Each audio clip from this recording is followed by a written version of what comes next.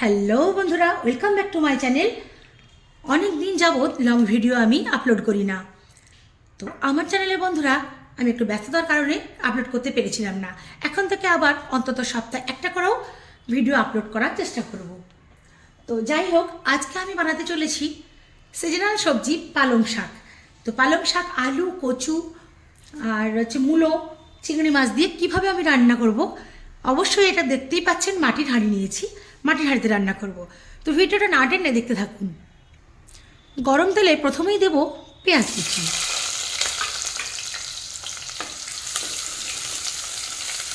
পেঁয়াজ কুচি হালকা আমি 30 সেকেন্ডের মতো ভাজা করে নেব। দিয়ে দেবো বেশ খানিকটা রসুনের কুচি।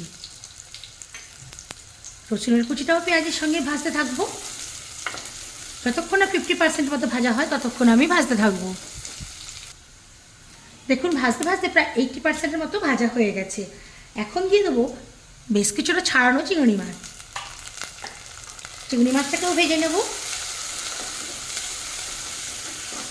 আপনারা চাইলে চিংড়ি মাছটা আলাদাও ভেজে দিতে পারেন, বাট এই যে 20% পেঁয়াজ রসুন ভাজা হতে বাকি আছে, এর সঙ্গেই চিংড়ি মাছটা ভাজা হয়ে যাবে। ভাজতে ভাজতে বাকি 20%ও ভাজা কমপ্লিট হয়ে গেছে। এখন এক এক করে দেব নুন, হলুদের গুঁড়ো, লঙ্কার গুঁড়ো আর ধনে জিরের গুঁড়ো। সবই কিন্তু আমি পরিমাণ মতো দিয়েছি, মানে সবজির পরিমাণ অনুযায়ী দিয়েছি। ভালো করে নাড়িয়ে একটু ভাজা ভাজা করে নেব।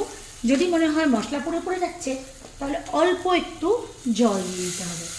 আমার এখানটা মনে হচ্ছিল পড়ে যাচ্ছে, তাই আমি অল্প একটু জল মিশিয়ে দিয়েছি।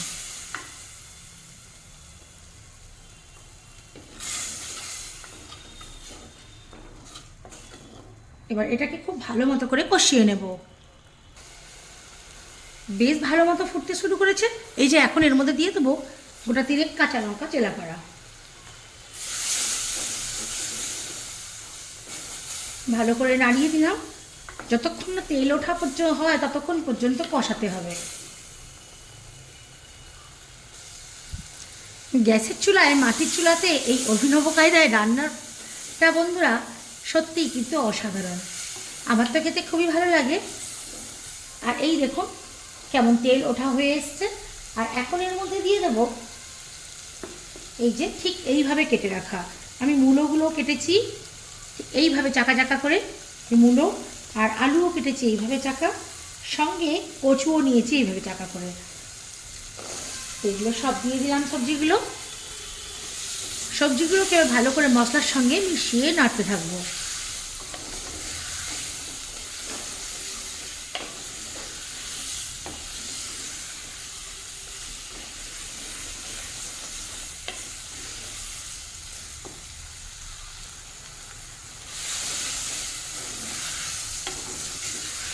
সুন্দরভাবে কষাতে হবে। তলায় যতক্ষণ না লেগে যায় ততক্ষণ পর্যন্ত কষাতে হবে। খুব ভালোভাবে কষানো হয়ে গেছে। এখন আমি এর মধ্যে দিয়ে দেব পালং শাক। অল্প অল্প পালং শাক দেব আর একটু একটু করে নাড়তে থাকবো। আর এই শাক রান্নায় কিন্তু আমি একটুও জল ব্যবহার করব না। শাকের মধ্যে যে জলটা আছে বেরিয়ে এই সবজিগুলো সেদ্ধ হয়ে যাবে।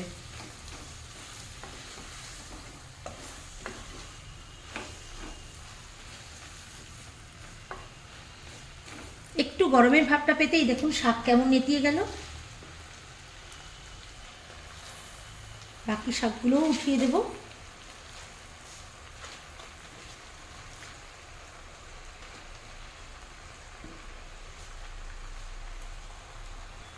এখন আর নাড়াবো না, ঢাকা দিয়ে মিনিট 2-3 জন্য রেখে দেব।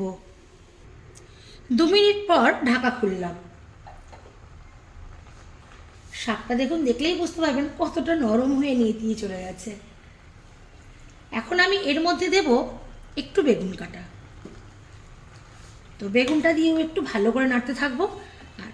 আর দেখুন, দেখলেই লক্ষ্য করবেন যে কতটা পরিমাণ জল বেরিয়েছে। আবারও ঢাকা দিয়ে 5 মিনিটের জন্য রান্না হতে দেব। ফিরে আসলাম 10 মিনিট পর। খুব ভালো করে এবার নাড়িয়ে দেব। আর এই সময় নুনটা অবশ্যই আমি চেক করে নেব। আর এই যে দেখুন আলু, মূলো, কচু সব কত সুন্দর সফট হয়ে গেছে।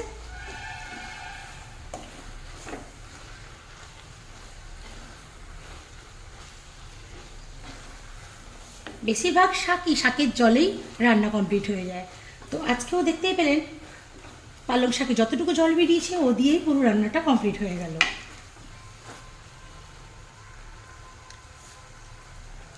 নুনের ব্যালেন্সটা একদম ঠিকঠাক আছে। নামানোর আগে দিয়ে দেবো সামান্য একটু ধনে জিরের গুঁড়ো। আবারও ভালো করে নাড়িয়ে দেব। তো বন্ধুরা দেখতেই পেলেন আমি কিভাবে বানালাম পালং শাক, কচু, মূলো, বেগুন, আলু, চিংড়ি মাছের চচ্চড়ি। তো আমার এই পালং শাকের চচ্চড়ি তরকারি রেসিপিটা আপনাদের কেমন লাগলো অবশ্যই কিন্তু কমেন্ট করে জানাবেন। ভালো লাগলে লাইক করবেন, শেয়ার করে দেবেন। আর যারা যারা এখনও পর্যন্ত আমার চ্যানেলটাকে সাবস্ক্রাইব করেননি অবশ্যই সাবস্ক্রাইব করে আমার সঙ্গে থাকবেন। আর এতক্ষণ ভিডিও থেকে আমার সঙ্গে দেখার জন্য আপনাদের অসংখ্য অসংখ্য ধন্যবাদ।